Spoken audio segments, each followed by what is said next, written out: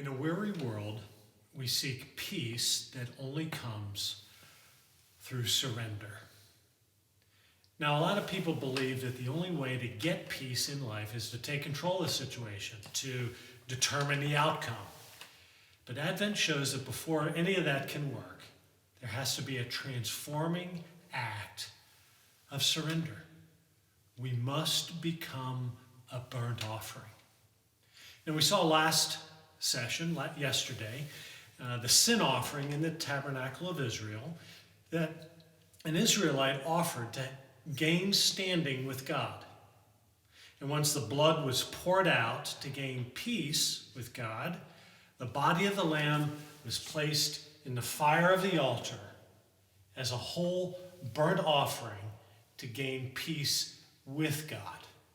The whole animal was consumed in the flame, nothing held back, and that sacrifice signifies to us a life of utter consecration to God, a life of self-surrendering obedience, of loving God with the whole of one's heart, one's soul, one's mind, one's strength.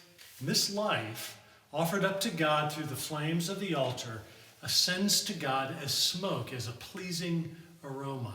And by making a burnt offering, an Israelite declared their complete, devoted surrender to Yahweh. Now, let's turn from the tabernacle to Jesus. Jesus came to offer his life in the same way.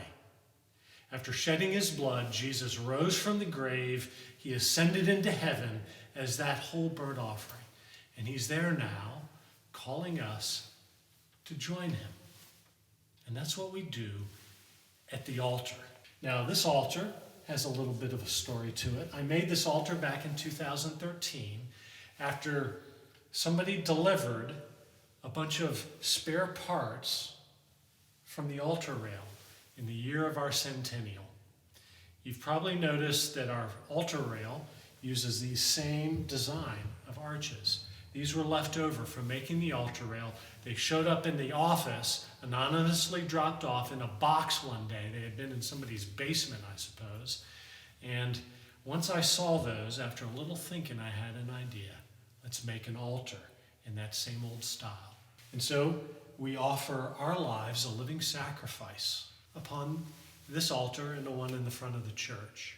The peace that we seek in life can only be found in that act of surrender. One major source of turmoil in our lives is being double-minded, trying so hard to serve many masters. But once we get in the habit of deep, daily surrender to God, it clears up so many of the anxiety-generating divided loyalties in our lives. It brings clarity to so many decisions that we make every day. So, friends, when your head is swimming, when you're hemming and hawing, when you feel pulled this way and that, just take a moment to surrender to God, to offer your life as a living sacrifice. Take some deep breaths. Breathe in our Lord's sacrifice. Breathe out your striving. Relax your body onto the altar of surrender. And then just picture the smoke rising gently into the air, a pleasing aroma to God.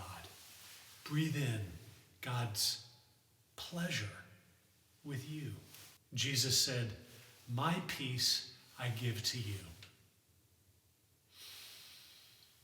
Breathe it in, and then return to your anxious task.